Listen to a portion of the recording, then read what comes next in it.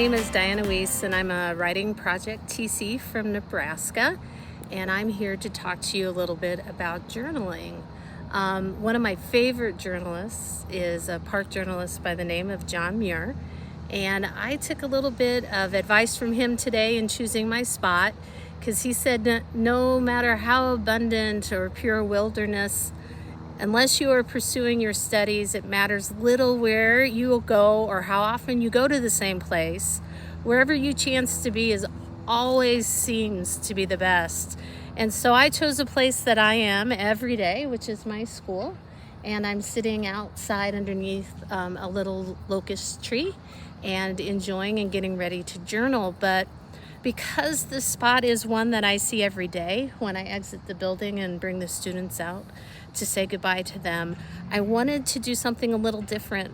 And rather than just open up a journal and start writing my ideas and thoughts and reflections, I wanted to really study the spot that I'm in. And so I started sketching it first to get an idea.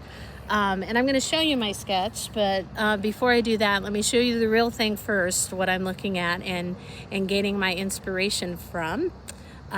So this is my schoolyard, and it's in the front of the building here in Omaha, and it's after school in the evening, and I can hear the locusts or cicadas kind of chirping, and if you listen carefully, you can hear kind of a whir in the background.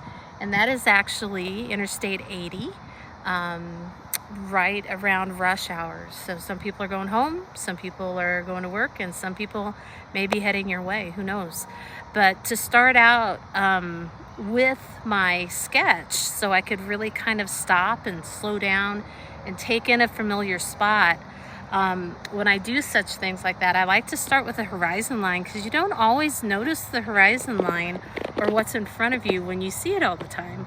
And the horizon line is this line between the sky and the ground. And I included the trees in my horizon line as I kind of went around. And I drew that first on my paper, and then drew the white, fluffy, stretched out cotton ball clouds above it.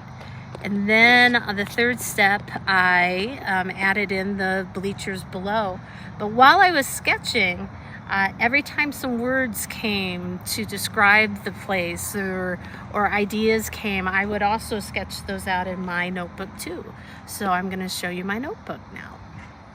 So here's my notebook, and you can see kind of that same horizon line kind of dipping down with the trees. And you'll notice I didn't spend a lot of time on this. I just kind of got the outline.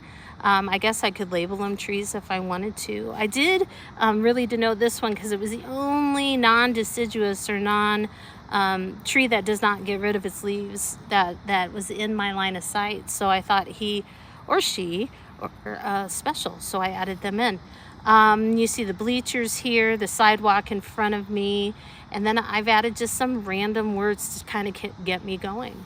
I'm going to invite you today to find a location outside that is familiar to you. One maybe you just walk past, like I did this one, and spend some time looking around and catching the words and the sounds and the feeling, and start sketching and really getting to know the place. And then when the mood strikes, turn the page and launch into your piece of writing. Have fun writing out.